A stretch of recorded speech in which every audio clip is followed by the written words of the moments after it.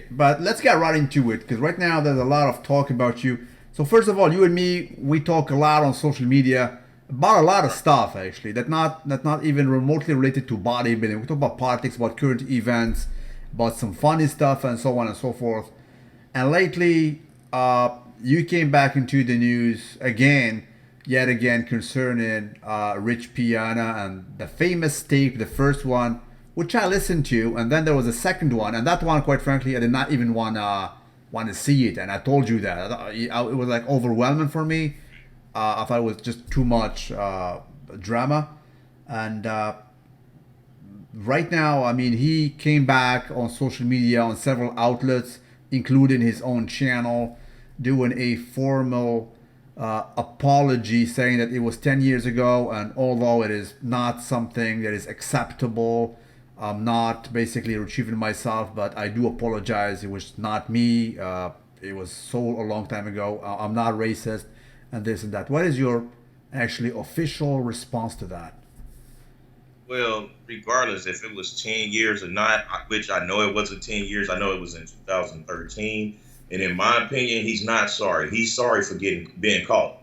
Like, because how could somebody let one person take them to that extent that's only used that one time like that way in their life to forget about it? That's something you won't forget. You'll remember, like, man, I remember this one chick, she just had me so angry, man. I was raging and all of this. Like, for him to say, oh, I didn't know it was me. And I'm like, and then my girl say, oh, that is you. It sound like you. So I was like, oh, I thought about it and was like, oh, I know. Nah, that was just, I'm sorry for being caught. So pretty much he did not buy it. Now let me bring everybody to the very beginning of you and Rich Piana. First time you met him was at an expo and you saw that big man coming towards everybody and Right. you became friend. He also tell you, bro, go ahead and open up an Instagram account. And Right. then you joined his team. You were like buddies, and then everything went sore all of a sudden. What is the reason behind the animosity between you and him? What created that? Well, me personally, I think it's all about the jealousy thing. Because me, if I have a protege, I want my protege to surpass me.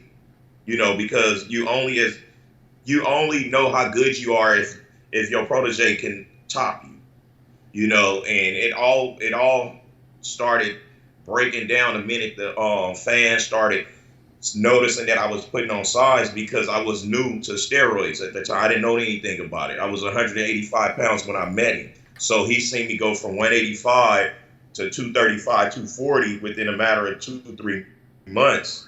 And I was just getting leaner and leaner. I don't get like all watery, bloated, and fat and all this stuff. So it's at first it was like, oh, we film together to where it'll be hesitant on returning text messages and all of this, um and then the replies from the supporters asking like, oh, are you gonna be at this expo? And I would see it because they make sure that they tag my name in his thing with meet up.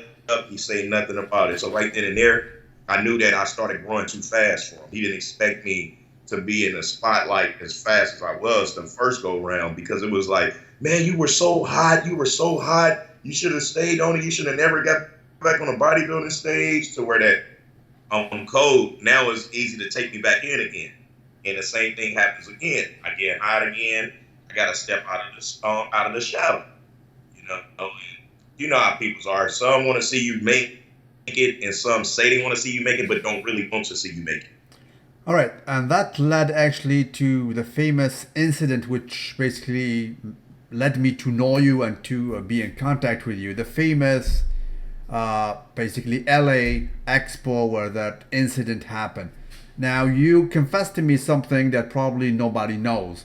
That prior of the release of that racist tape, you thought deeply of formally apologize to him for what you have done at the LA Expo because you thought about it, you thought deeply about it, and you thought, as a man, I'm gonna go and apologize for my actions. Is that true? Right.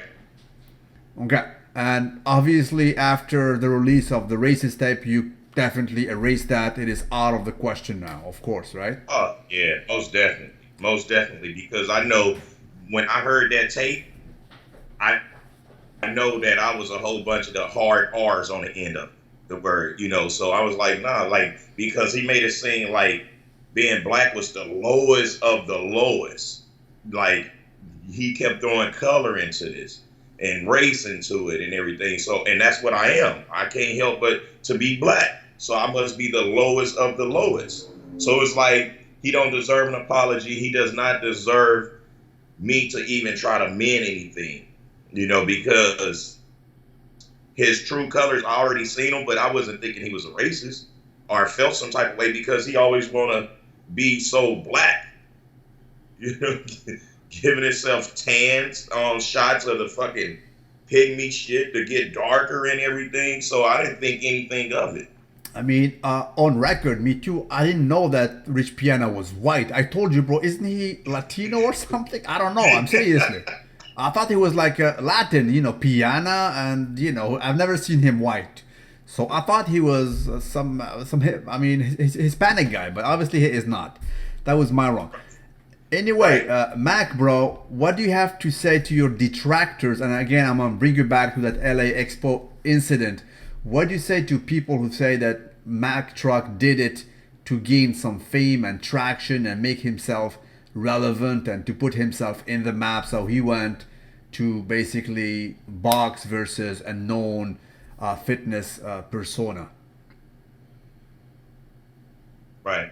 Well, for one, I didn't do anything for to be famous or because I wouldn't have punched a bodybuilder. I'll go punch a real celebrity if I want to be famous. That was like I have the text messages of him just calling me a bunch of bitches.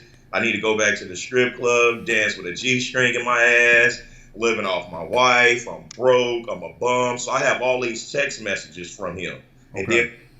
then when I called him out on it, when he was like, "Yeah, I'll be at the LA Fit Expo in LA from the 2nd to the 9th. We can do whatever. Let's go to Metroflex." So when the second hit, I called him out on it, and he turned it down. So right then and there, I posted on my Instagram. I'm like, as y'all can see, he didn't want no smoke. I'm not a bully, so I'm gonna leave it alone. So when I went to the Fit Expo, I had no intentions on even doing anything to him. But the moment he started raising his voice up to me like I'm a child, I had to pop him in his mouth. He left me no choice because there's no way I wanted to do something in front of all of them cameras, all of them people's in risk going to jail. Now, if it wasn't from him having to do this tough guy persona, I would have been in jail because he could have pressed charges. Of course. But by him going to be so tough and like this biker one minute, Marilyn Manson the other minute, a gangster the other minute, a white boy when he want to be innocent, that's the only thing that saved me because I didn't want to do anything to risk going to jail because in my messages I kept texting him like, dude, I'm not going to do nothing because he wanted to fight in front of the Fit Expo outside. I said, why? So get broken up and there's a ton of police down there. So I sent him an address. He didn't want to follow up on the address. So then I said, dude, I'm not no fighter with this cage stuff, but I'll fight you in a cage. Fuck it. We can go and fight. And he still denied it. But then he could not allow me to walk in that Fit Expo and pass his booth and speak to a few athletes that I'm cool with still for 5%. And then I leave because then it would have looked like Mack Trucc came punked Rich. So the other thing is, let's take a walk. Why? We're going to get stopped. Everybody noticed this issue, man, you're having, and then everybody is going to follow. So it's not going to be nothing but a whole bunch of hollering. How about I just go ahead, go about my business, but no, you want to stop me? And then the camera started. And then he's getting loud. So it wasn't for the attention because the attention was negative attention that came towards me. It was just I had enough thick skin to just fight through it because it was all negative attention. Nothing positive came from this for Exactly, me. exactly.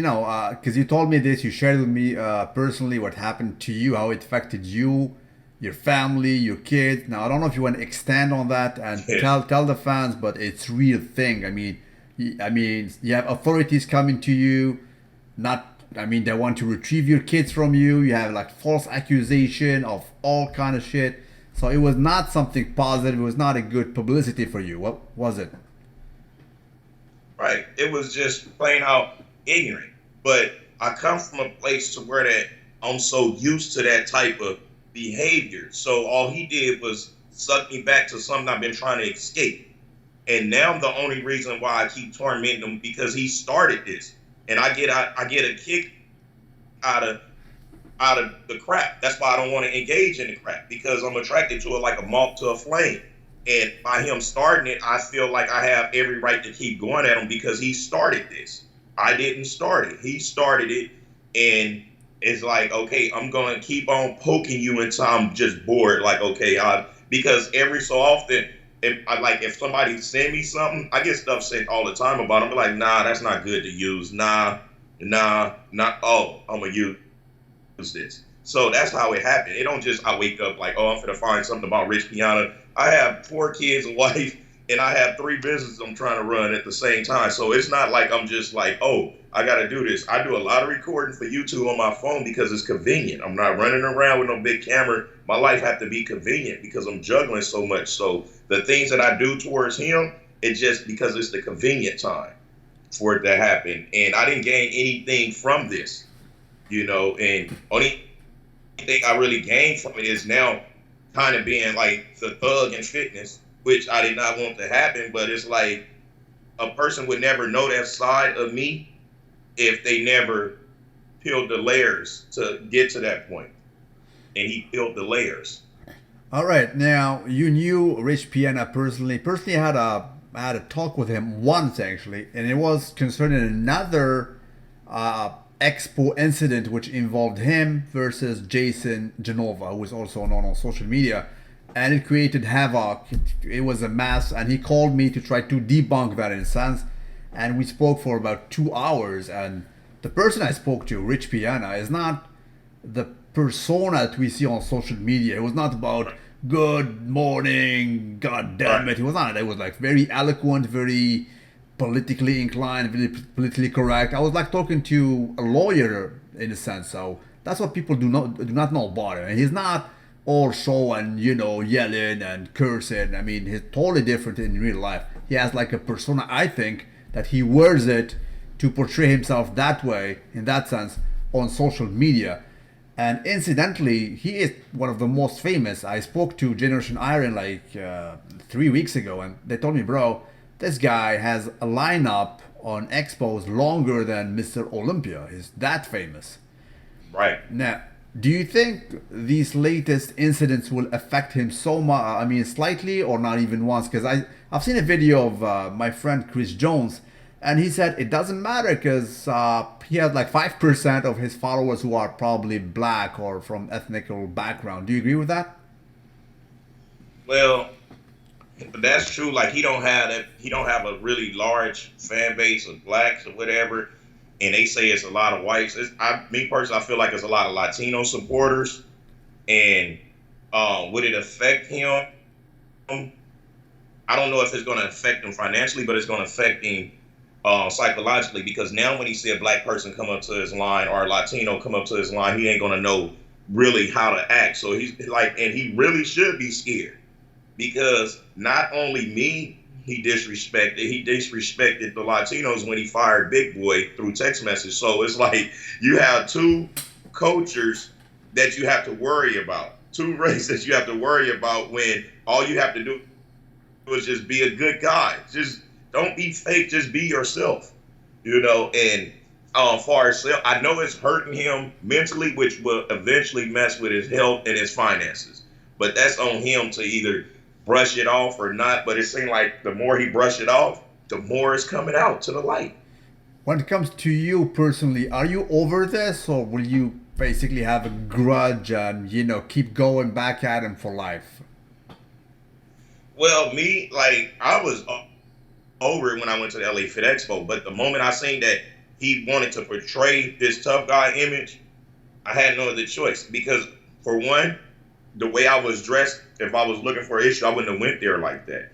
One of my buddies lost his wallet. So if we was there for problems, we know leave your ID, your wallet in the car. We get up out of there. I'm not gonna be in there with no white shirt on and just sticking out with my initials on my shirt, and my name on the shirt, and have my guys with my name on their shirts.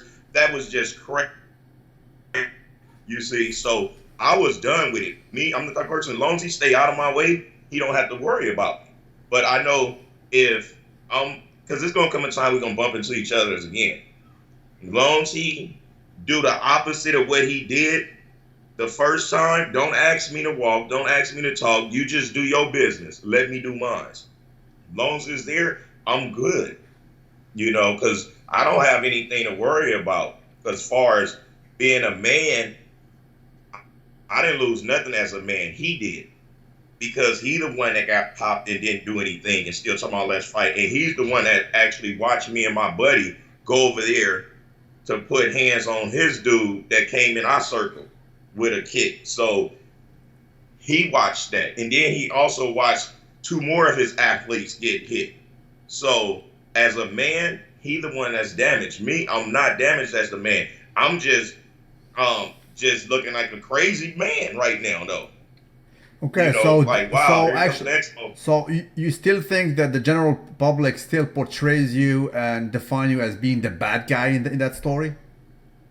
Well, now that when that's been water under the bridge because all of the comments that I'm seeing more on my YouTube videos besides his people's, like the comments from every culture, every race is open arm to me. They like, wow, now we see why you are the way you are with this man because he did so much snake stuff throughout the, in the dark because him and my wife were close friends. She confided in my wife, so I've been known how he felt about me when I was on my way out from being a company, and I still didn't use none of that against him. The moment he wanted to get tough, now it's a different. Now we at a different level, but I know now it's a lot of positive stuff that's coming my way because they're seeing him for who he is. Now let's talk about this in a general way, because obviously you are involved in that. Me, I'm known on social media when it comes to fitness, but I never meet you guys for personal reasons. I stay away from the scene to keep my sanity, and obviously it is working. But since you go there, and obviously you are American, I'm not even in the U.S., and to my viewers who are in Europe, probably they're not aware of the tensions that do exist in the USA. When it comes to racial tension, it is a real thing. Me, I view it through my social media, and you need to be there to feel it, right? Do you actually think that in the fitness industry in general, the race segregation still exist in a sense? There is some racial issues who are kept on the low, but deep down they're still there. This is the one sport where I can honestly say that I never felt like it was racial things in it because look at the cultures that's dominating. It's Latino and it's black. You see what I'm saying? So it's not really a race thing. I think it's a homosexual thing that's in fitness. It's like you got to play the ass grab game. Uh-huh. Like, I don't know. You tell me. You meet these guys. Well, you know what? I hear some stories, and I don't want to disclose them because these guys are idolized. These guys are idols they have so many fans, but if they only know things they do, they might be shocked. So I don't want to tarnish that glamour or that stardom of them because it will be, I'm already fed up and I lost the passion about bodybuilding. And if the fans know what happens behind the scene, they will be utterly shocked. Right. Yeah, that's what I'm saying. So, like my last competition I did was in the beginning of December, and I never lost the competition from the middle, where you work your way in the middle, and you're in the middle for the last 4 poses, and then you do the pose down, and then the person that brings you the sword go to you and looking like, oh, damn, that ain't your number. I never did have to compete like that, and then I have a video on my YouTube channel of me posing a consistent 6.5, 7 minutes. And the judge was like, we was going to make you work for this one. We wasn't going to make it easy. I'm like, but y'all still screwed me at the end. So y'all think I'm cool with first. So right then and there, I was like, you know what? it's time for me to back off a little bit because I don't want to play that ass grab game. I comprehend. Okay, so that's the way for them to basically probe you in a sense. So that's their way. Well, it Yeah, doesn't work all the time. Now, yeah. tell me about the lady. Actually, the lady who basically broke up those tapes. Actually, did she keep them since a long time for a reason to as a blackmail tool or to portray him in a to have some revenge on him? Because he says that she is somehow obsessed by him. She doesn't want to let him go. That's why she's doing these kind of things. Well, Amy, I know for a fact it's not no blackmail. She don't even want $1 from this shit. And far as being obsessed with him, she's obsessed with ruining him because of the relationship they had. She felt so taken advantage of and damaged and all of this. And then the whole thing was she didn't like that Rich made it seem like she was just a chick that he dealt with and leaving out the fact that they were pregnant and all of this, and he was still married. So it was like they was in a full blown relationship. And then his wife, well, his ex-wife Jane, put a blog out trashing her, making her seem just like the scum of the earth. So now she had this anger and this grudge to just go at him. So what she did, she went to her storage and she's finding all this old stuff. Like, wow, I went to an old phone. Here, you might can use this. I'm like, what the hell? So it's nothing that she's doing to gain something positive. She just want him to feel how she felt, and she want to take his legs off from under him. Like, I get a lot of stuff from her that I just won't use because, for one, like, I don't care about what his penis look like, what his ass implants look like, like, that ain't gonna do anything for me. Now, as far as this racist stuff, that affects everybody because he's a role model. And that's the biggest argument. I don't care about the average Joe using that.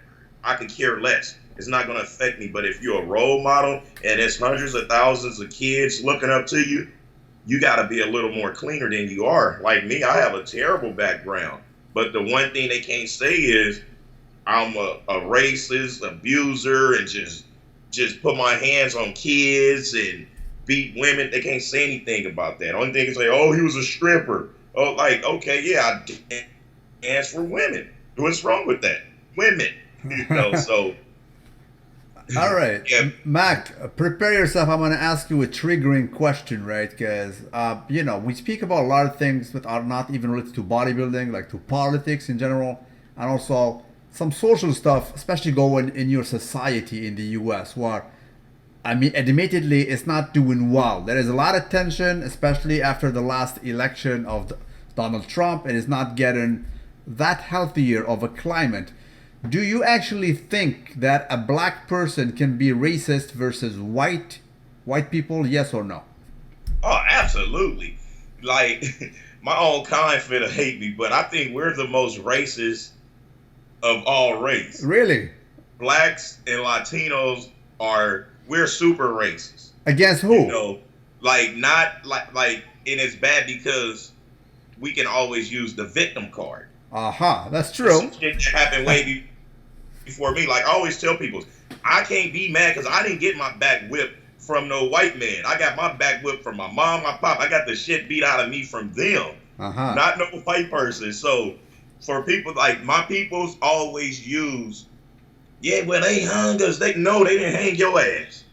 Our ancestors. So like we play the victim a whole lot. That's why with this video, I'm not putting myself as the victim. I'm always speaking on the peoples as a whole and in general. That's why I have every culture agreeing, and the ones that's disagreeing are his fans, and I expect that. I don't have a problem with that. But when you have your own kind and multiple different races and colors and shades having a problem with what was said on that tape, that's when it's, a big deal. Because I have my own kind making YouTube videos calling me all type of racist shit because I went at Rich.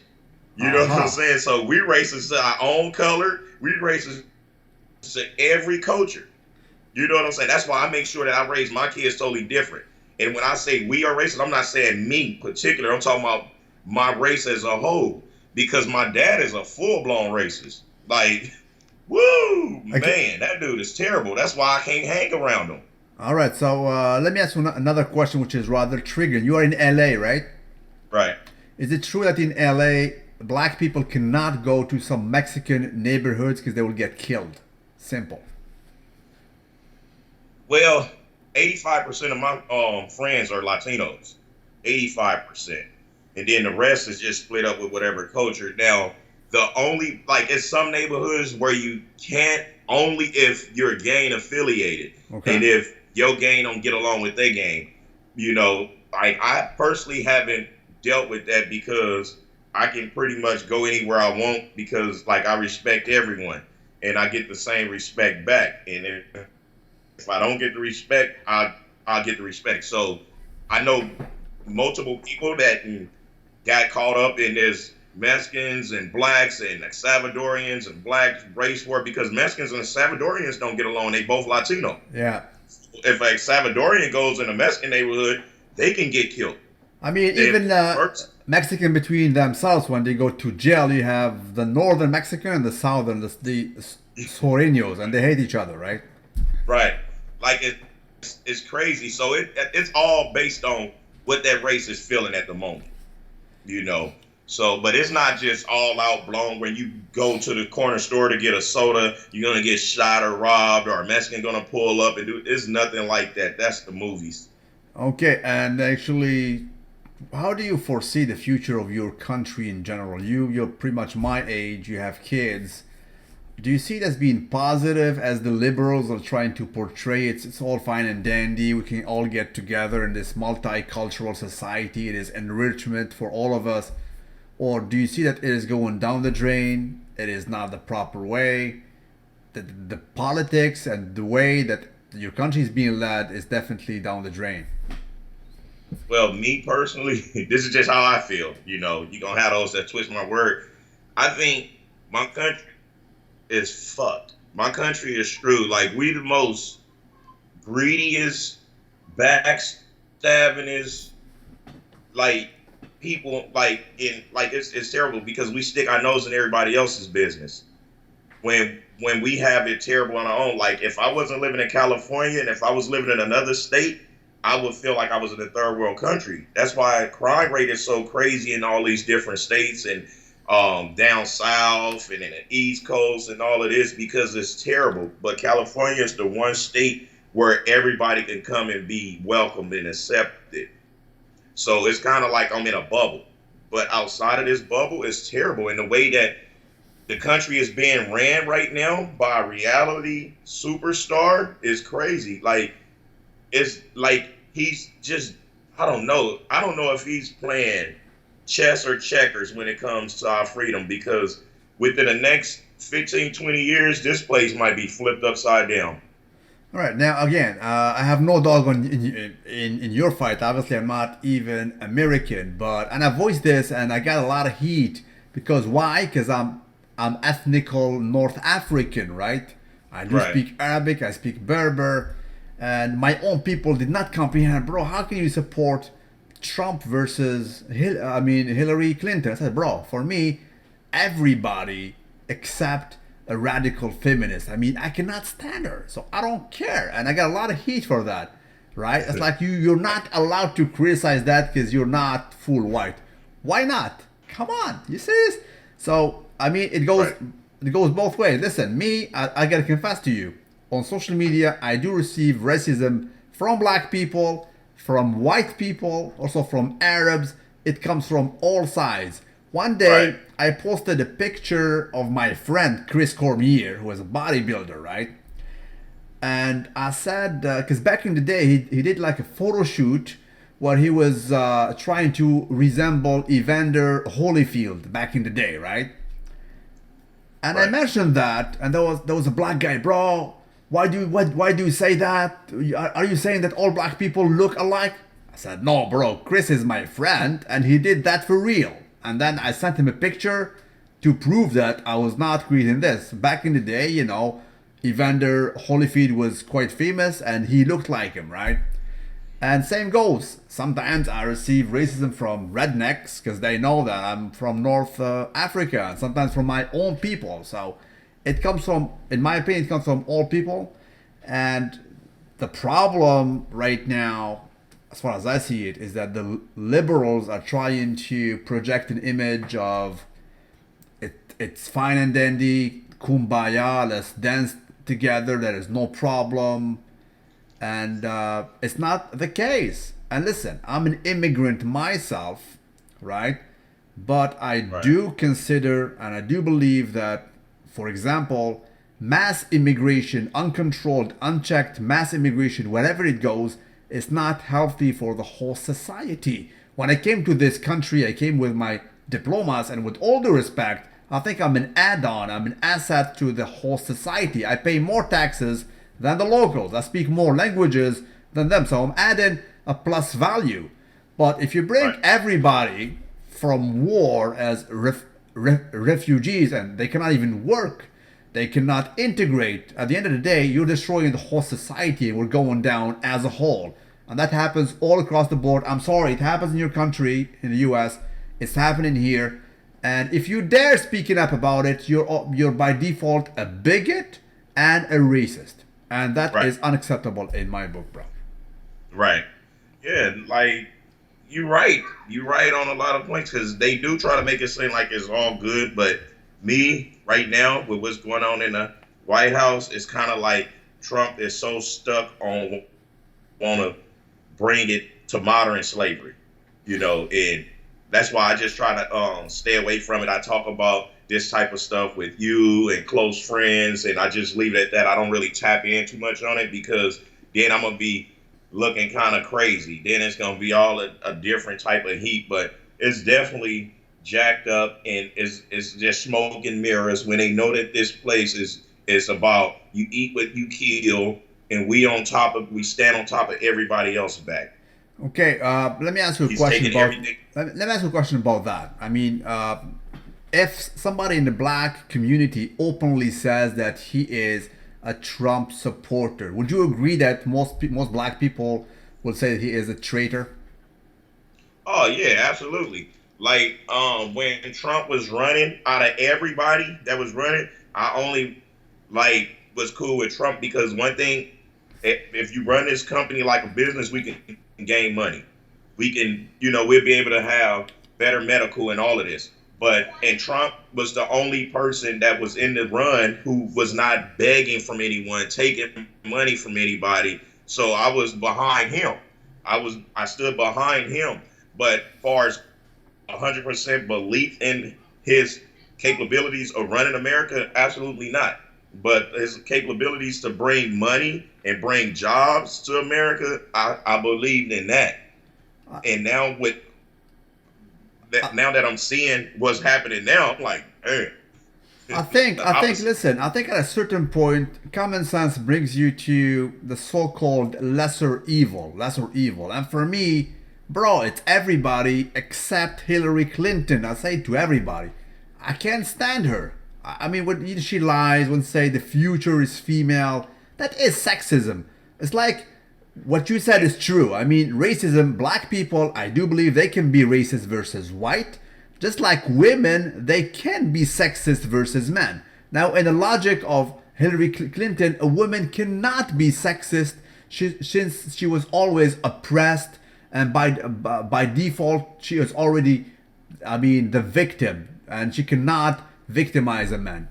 It can happen. It is Right, called misandry, and that's it. When it comes to Trump, of course, by all means, he's not perfect, but I still think he's the lesser evil. Definitely better than Sanders for you guys, who is full liberal leftist who wants to bring freaking communism to your country, and Hillary right. Clinton, who is a lunatic who should be in prison in my book. But then again, this video will trigger a lot of feathers, and I don't care. But it is what it Yeah, is. Listen, man, I think you're a genuine person.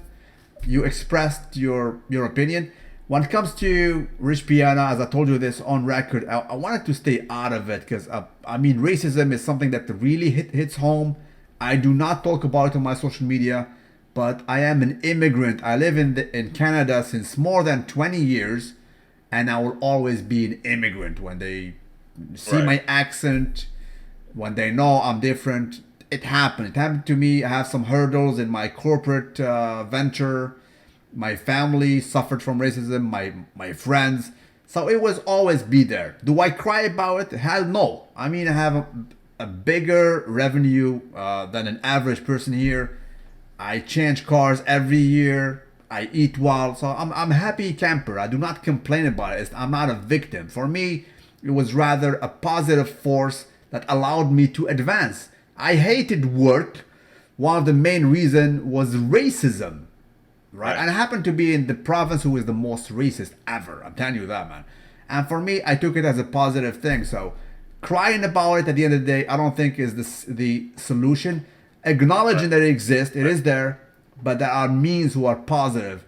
I'm sure that you have like 4 kids, and you do not teach them to be a victim, do you? Right. Not at all. Not at all. Because playing a victim not going to get you anywhere. It's going to make people want to stay away from your ass. It's going to be like, nah, I'm going to have to stay away from this person because they're Debbie Downers. You know.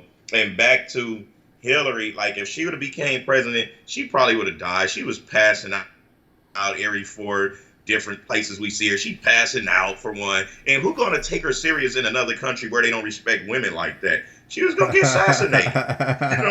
Like it's like man, I was like that was one person who was not going to get my vote if they had a gun up to my head. Okay, let me ask you a question on this because we spoke about this on social media. Don't you think that at the end of the day, all this crazy liberalism and leftist craziness is a self-correcting process at the end of the day? I'm going to give you an example what has happened in Europe, and I used to live in Europe for a while. Right now, there is mass immigration in certain countries, for example, Sweden.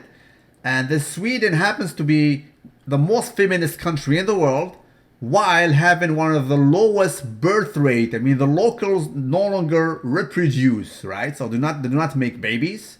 To sustain actually a culture, you need at least 2.11 kids per woman, and theirs is definitely lower than that. So they don't make kids, and on the other hand, they bring foreigners who reproduce more. So in the long run, Swedes no longer exist in their country. So it is a self-correcting process as far as I see it. And the cultures that important, they're macho, masculine cultures who are absolutely not feminist. So at the end of the day, testicles are winning. They will always win. Right. Yeah. Yeah. Even though it's more women than us, it's just we're gonna do some things that they just would not do. You Yeah, but know. let's be honest. I don't want to be a male chauvinist, but it is what it is. Listen, There's some man. things Listen. that we're not gonna do under I gotta tell pressure. you something, man. I have a lot of white blood in me, obviously. Like my father is fully white, and feminism is prevalent in white communities of Western societies. It is what it is. So it is us white people who created that, right?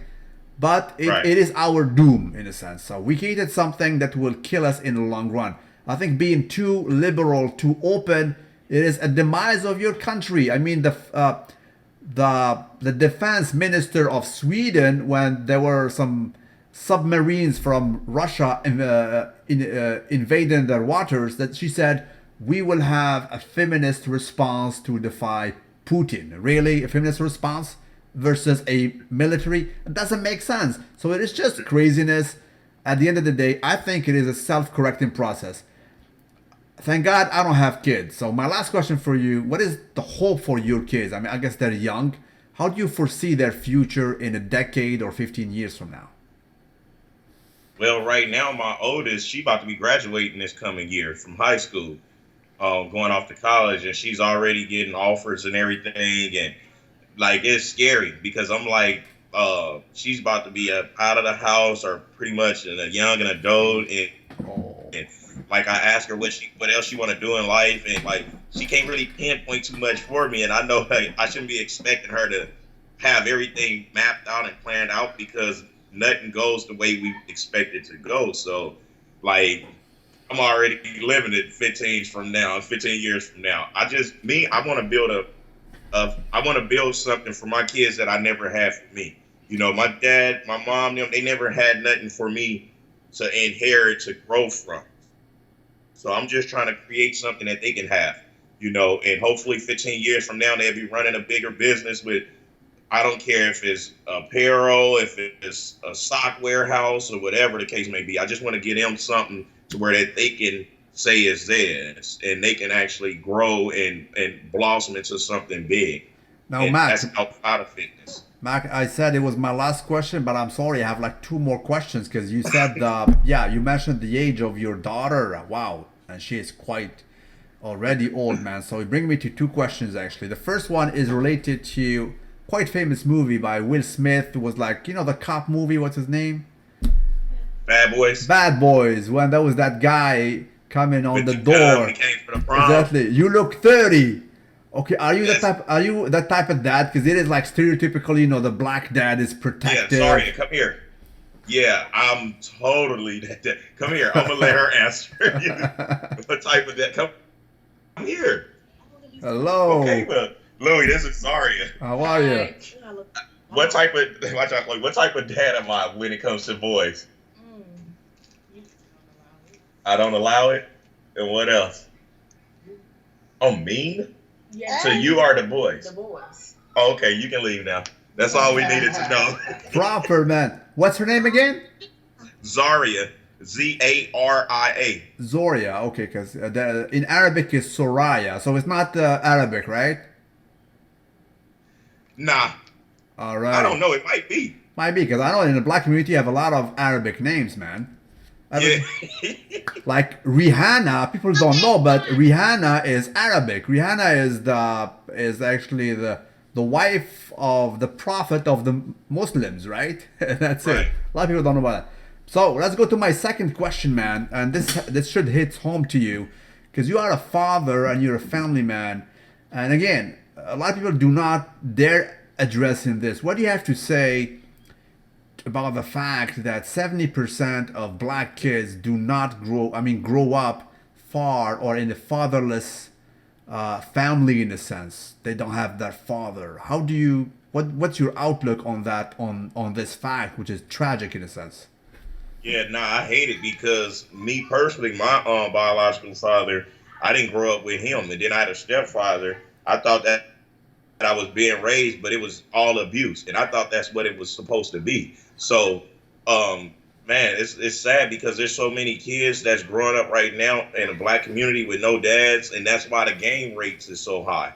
And that got a lot to do with me being sucked into the gang banging and all of that, and gravitated to looking for the male role model, strong figure. Exactly. Because if you don't have it at home, you're gonna go look for it, and it's bad. That's why I be trying to mentor as many kids, all races as possible, that don't have a dad, because it don't just only affects blacks, it affects everyone that don't grow up with a dad, because the majority of the males that's growing up without a father being raised by a mother is coming to be homosexuals, or being womanizers or being abusive.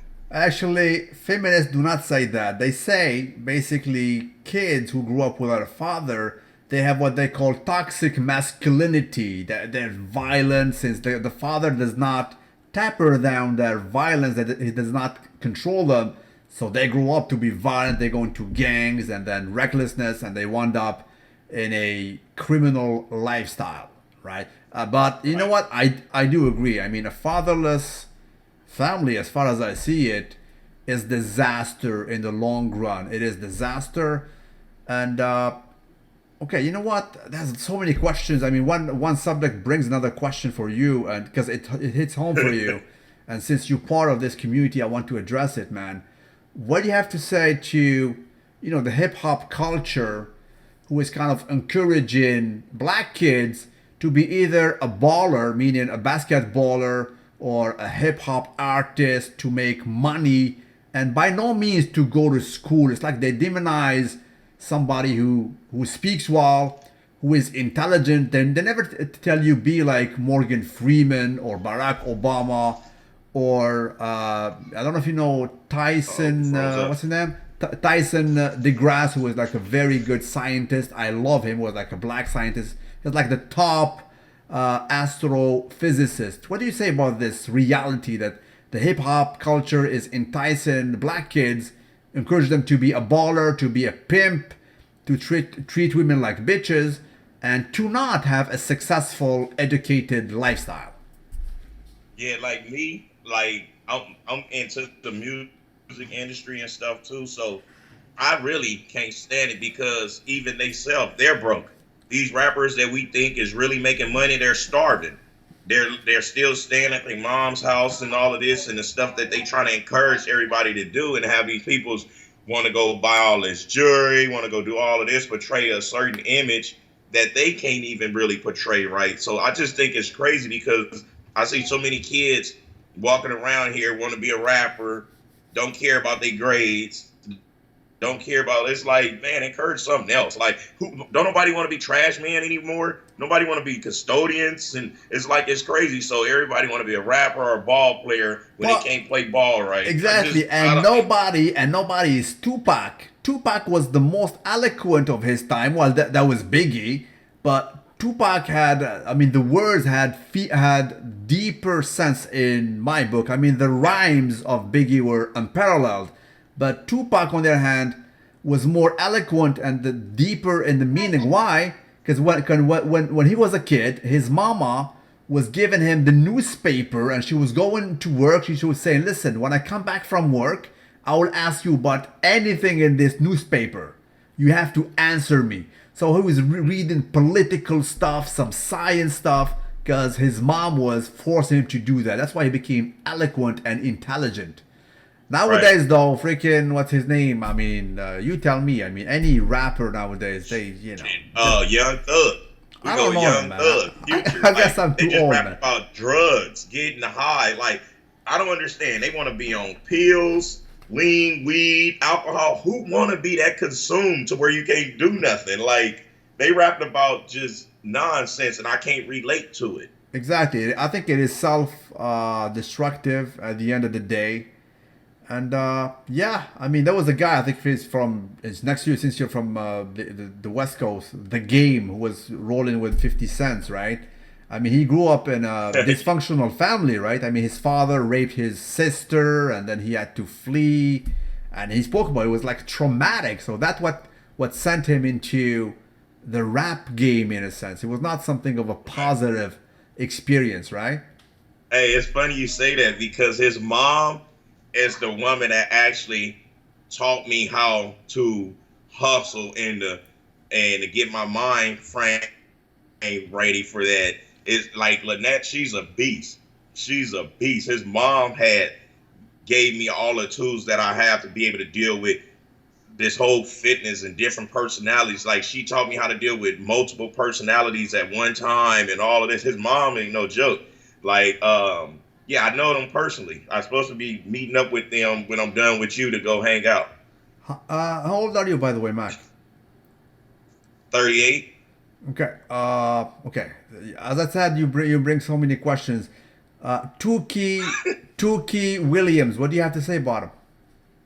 Oh man, Tookie, man. See, when gangbanging was back in them days, it was respectable because it was about the hands. It wasn't about the young dudes telling the old dudes what to do. If the old dudes don't listen, they shoot them and kill them. Like it's no structure anymore. Yeah. That's why back then, because it was kind of like gangs was like how Black Panthers were. It was Black Panthers wearing black, Bloods wearing red, Crips wearing Crips, but it was more respectable back then. And Tookie, I really feel like he got a bum deal. Like I don't know any gangs back in them days using guns to kill anyone. Like if they'd have said like a knife, a bat, a crowbar, some stuff like that, then I'll be like, oh, okay, but a freaking gun? It was back then, like, and then he put out these books to try to encourage the youth to not go that way. Like he tried and he did his part, and now it's not like that. It's about if you 12, you want to gangbang, here go a gun, go shoot this fool. Or he can go sell his dope or these drugs right now for me. It's no structure. Exactly. I mean, yeah, people don't know, but I mean, the first structure of these so-called today's gang was just to protect their neighborhood, and they were like positive force. I mean, they were like mentoring kids, and then when it became bad and drugs got involved and violence and so on and so on. Since you are into fitness, what's your view on Arnold Schwarzenegger not sparing the life of Tookie Williams when he was the governor? Because he has the power to do it. Yeah, he had What's your view on that? like I seen the videos when Arnold Schwarzenegger went to the prison, worked out with Tookie and all of this. Me personally, I think it was the higher up that didn't make that happen. He blamed, so I couldn't like personally be like, oh fuck you, Arnold. Like you couldn't save a black man that you actually worked out with. Because I see him being too passionate about fitness and all of this. And once he got into politics, he kind of had to be a puppet on a string in my eyes. So I know it was the higher ups that made him the face and the person for the black community to point the finger at with hate. Exactly, and I do agree with you that Arnold, the bodybuilder, versus Arnold, the politician, even Arnold today, who is, into liberal stuff, going meeting up with the French president and doing some weird stuff. I do not agree with him. I salute his fitness achievement, and the liberal kind of ways he's taken nowadays definitely differ from my political belief. Mr. Right. Mack Trucc, already 53 minutes. It was a pleasure talking to you, man. So we covered several subjects. Hopefully we'll do it again, man. I mean, with you, it's so man, easy. Time. Absolutely, man. We'll definitely have to do it. And, with you, I mean, one question brings another, and I have tons to ask you more.